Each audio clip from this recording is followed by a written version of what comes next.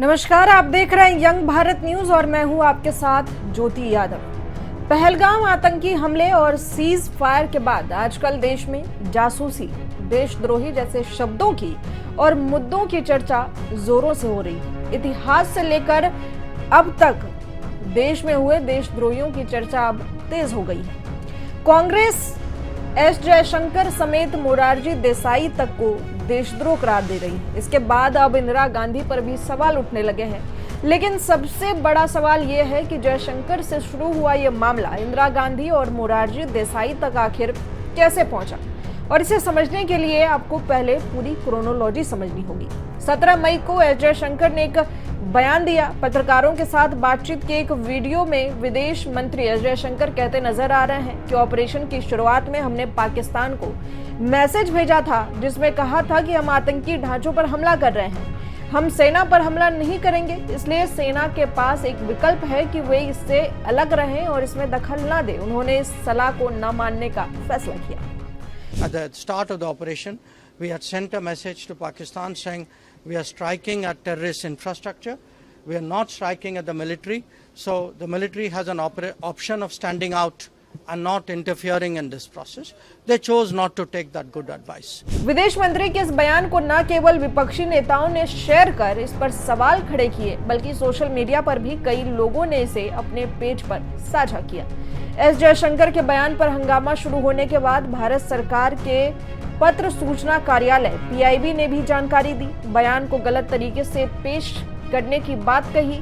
PIB कहती रह गई, लेकिन कोई भी सुनने को तैयार नहीं हुआ। जयशंकर के बयान सुनते ही विपक्ष ने लपक लिया।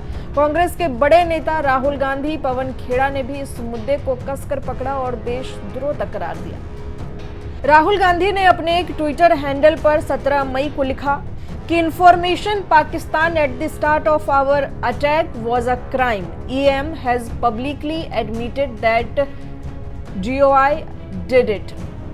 Who authorized it? How many aircraft did our Air Force loses as a result? विदेश मंत्री ने सार्वजनिक रूप से स्वीकार किया कि भारत सरकार ने ऐसा किया है। अब राहुल गांधी के इस बयान को हिंदी में समझाएं तो उनका मतलब है कि विदेश मंत्री ने सार्वजनिक रूप से यह स्वीकार किया है कि उन्होंने इसकी जानकारी पाकिस्तान को दी। इसे किसने अधिकृत किया? इसके परिणाम स्वरूप हमारी वायुसेना ने कितने विमान खो दिए? हालांकि इस पर विदेश मंत्रालय ने भी सफाई दी और इसका खंडन किया कि विदेश प्रचार प्रभाग ने कहा कि एस जयशंकर ने कहा था कि हमने पाकिस्तान को शुरुआत में ही चेतावनी दी थी, जो स्पष्ट रूप से ऑपरेशन सिंदूर के शुरुआत के बाद प्रारंभिक चरण की बात है। मंत्रालय ने कहा कि इसे गलत तरीके से प्रस्तुत किया जा रहा है। यह ऑपरेशन शुरू होने के पहले की बात है। तथ्यों को पूरी तरीके से गलत तरीके से प्रस्तुत करने की जा रही है और हम इसकी निंदा करते हैं। लेकिन हजारों सफाइयों के बाद भी मामला नहीं थमा। 19 मई को राहुल गांधी ने फिर लिखा, EM Jaishankar silence is not just telling, it's damming.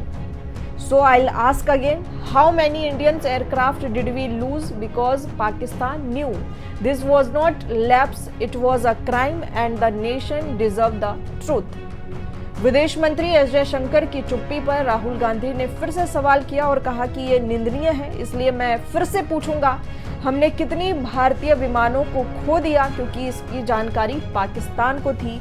यह कोई एक चूक नहीं बल्कि एक बड़ा अपराध है और देश को सच्चाई जानने का अधिकार है। 19 मई को कांग्रेस प्रवक्ता पवन खेड़ा ने एक प्रेस कॉन्फ्रेंस किया और फिर इसमें कुछ ऐसा कह दिया जिससे इंदिरा गांधी और मोरारजी देसाई के इस पूरे मामले में एंट्री हो गई। पवन खेड़ा ने कहा कि इतिहास में दर्ज है कि जब मोरारजी देसाई प्रधानमंत्री थे तब उन्होंने जनरल जियाउल हक को फोन कर कहा कि हमें रॉ वालों ने बताया है कि काहूटा में न्यूक्लियर प्रोजेक्ट को लेकर पाकिस्तान की क्या तैयारी चल रही है। उन्होंने सारी डिटेल पाकिस्तान को बता दी। अध्याय है इतिहास का। मोरारजी देसाई, जनसंघ, जनता पार्टी सब मिलकर एक प्रधानमंत्री बनाया मोरारजी देसाई।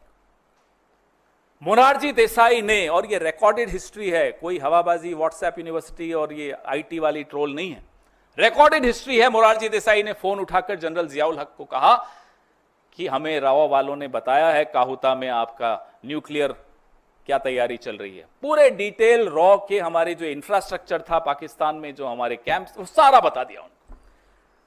कुछ हफ्तों में, हफ्ते भी नहीं कुछ दिनों में हमने इतने रॉ के लोग गंवा दिए वहां, उनको पाकिस्तान ने गायब कर दिया, मार दिया, क्या किया हमें नहीं मालूम। और जो दशकों की मेहनत थी रॉ की, वो मोरारजी देसाई के जियाउल हक को एक फोन कॉल में खत्म कर दी। इसीलिए कहता हूं मुखबिरी का इतिहास है। और ये मोरारजी देसाई हैं, जैसा देश में हमारे भारत रत्न होता है ना, पाकिस्तान में निशाने पाकिस्तान होता है। मोरारजी देसाई को पाकिस्तान ने निशाने पाकिस्तान से नवाजा। हम चुप रहते हैं, इसका मतलब नहीं कि हम ये सब पीड़ा हम सब ने झेली नहीं है, इस देश ने नहीं झेली। आज भी कीमत अदा कर रहे हैं मोरारजी देसाई के इस अपराध का, पाप का। ये पाप की श्रेणी में आता है जो मोरारजी देसाई ने किया, और ये पाप की श्रेणी में आता है जो एस जयशंकर ने किया, और ये पाप की श्रेणी में आता है जो प्रधानमंत्री की चुप्पी है, जो जयशंकर की चुप्पी है चीन और अमेरिका को लेकर। इससे बड़ा पाप इस देश में किसी सरकार ने, किसी विदेश मंत्री ने, किसी प्रधानमंत्री ने नहीं किया जो मोरारजी देसाई ने किया। जो अब इस पर पलटवार करते हुए भाजपा सांसद निशिकांत दुबे ने लिखा कि 1972 में शिमला समझौता इंदिरा गांधी जी ने भुट्टो के साथ किया। भुट्टो मारा गया, जनरल जिया राष्ट्रपति बने। किसी पाकिस्तानी दरिंदे को 10 साल बाद 1982 में फिर से तत्कालीन प्रधानमंत्री इंदिरा गांधी जी ने दिल्ली बुलाकर दावत खिलाई। अब यदि कांग्रेस के प्रवक्ता की बात मानी जाए कि प्रधानमंत्री मोरारजी ने देश की सूचना जनरल जिया को देकर रॉ के अधिकारियों को मरवाया, तो मेरा दिमाग खराब हो गया। भारतीय अधिकारियों को मरवाए जाने वाले जनरल जिया को इंदिरा गांधी जी ने 1980 में क्यों मुलाकात की? 1982 में उन्हें दिल्ली बुलाकर दावत क्यों खिलाया? क्या इन सब में कांग्रेस का हाथ है? तो अब इस प्रत्यारोप और आरोप से अलग जानते हैं कि इसमें कितनी सच्चाई है, और इसी को समझने के लिए हमने लेखक कहानीकार नरेंद्र अनिकेत जी से बात की। देखिए उन्होंने इस पूरे मुद्दे पर क्या कहा है। यह भारतीय राजनीति का सबसे अजीब सा दौर है। बहुत ही विचित्र स्थिति है कि जहां सत्ता पक्ष हो या विपक्ष, अजीबो गरीब मुद्दे उखाड़ लेते हैं। बात डिप्लोमेसी की हो रही है, बात देश की सुरक्षा को लेकर के चल रही है, और उसमें ऐसे ऐसे गड़े हुए इतिहास के मुर्दे को सामने ला रहे हैं जिसका कोई सिर पैर नहीं होता, या जिसका वर्तमान से कोई लेना देना नहीं। पवन खेरा मोरारजी भाई देसाई को घसीट लाते हैं, तो निशिकांत दुबे उनसे जनरल जिया को इंदिरा गांधी ने जो दावत दी उस पर सवाल खड़े करते हैं। यह अजीब बात है। जनरल जिया भारत आए, क्रिकेट देखने के लिए आए, और चूँकि पड़ोसी मुल्क के शासक थे तो इंदिरा गांधी के लिए लाजमी था कि उसे बुलाकर स्वागत कर देते। यह हमारी भारतीय संस्कृति का एक हिस्सा है कि जब हमारे शत्रु भी घर आते हैं तो हम उनका स्वागत कर देते हैं, इसलिए ताकि शत्रु को भी लगे कि नहीं, हमें ये पूछा, हमें हमारी उपेक्षा नहीं। तो कुछ चीज़ें ऐसी होती हैं जिनको स्पष्ट कीजिए और तब सवाल पूछिए तो जायज़ है। हालत ये है कि मोरारजी भाई देसाई ने क्या कहा और कैसे रॉ के अधिकारी की हत्या हो गई, यह कोई स्पष्ट नहीं बता सकता, न खेरा न दुबे। और मोरारजी भाई को अगर घसीट रहे हैं तो दुबे जी को क्यों परेशानी हो रही है, ये समझ में नहीं आता।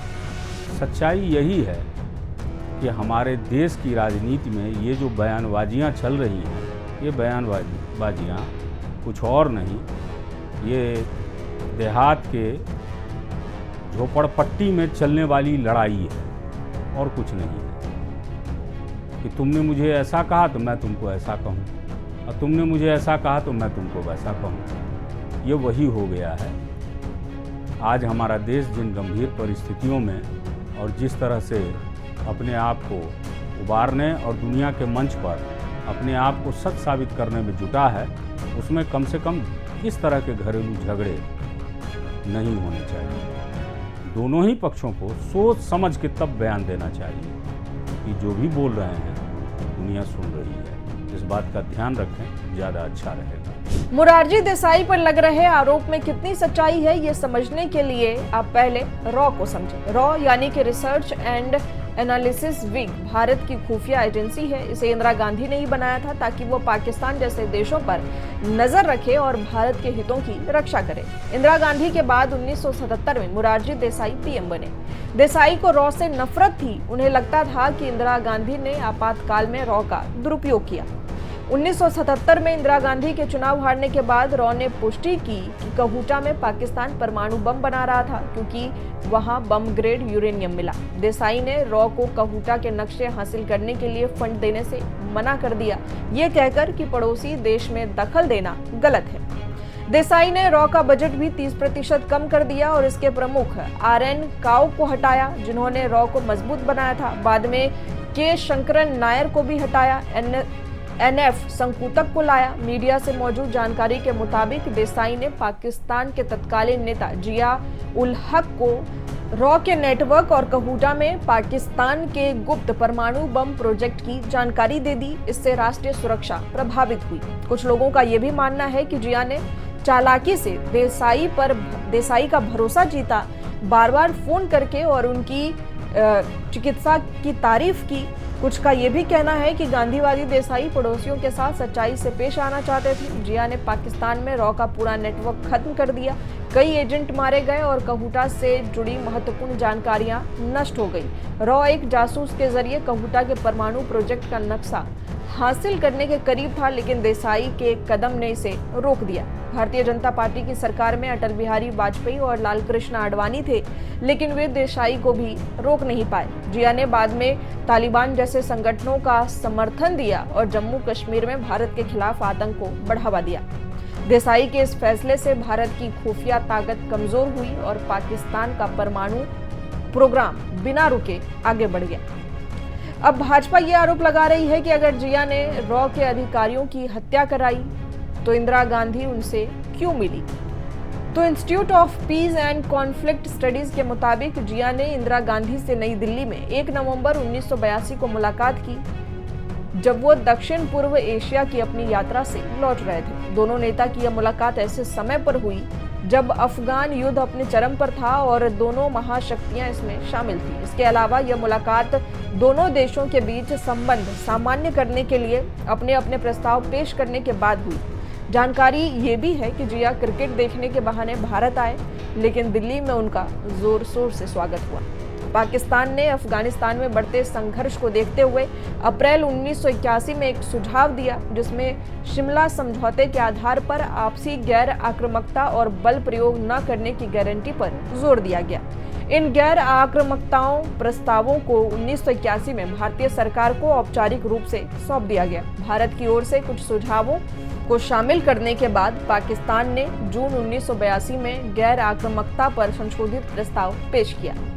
इस दौरान भारत ने अगस्त 1982 में शांति, मैत्री और सहयोग संधि पर प्रस्ताव रखा, न कि दोनों देशों के बीच गैर आक्रामकता समझौते का। जिया और इंदिरा गांधी की मुलाकात इसकी पृष्ठभूमि में हुई। इस मुलाकात में दोनों नेताओं ने 2 फैसले लिए। पहला, द्विपक्षीय मुद्दे पर चर्चा करने के लिए एक संयुक्त आयोग बनाना और दूसरा, दोनों शांति प्रस्तावों पर चर्चा जारी रखना। मोरारजी देसाई का जिया को रॉ की जानकारी देना, जयशंकर का इस तरह का बयान, इंदिरा गांधी का जिया से मिलना, ये सब क्या साजिश थी या कूटनीति? इसको समझने के लिए हमने कहानीकार से भी बात की, आपने उनकी बातें भी सुनी और उनका साफ तौर पर कहना है कि आज के परिप्रेक्ष्य में और उस सिचुएशन को जानना काफ़ी मुश्किल है।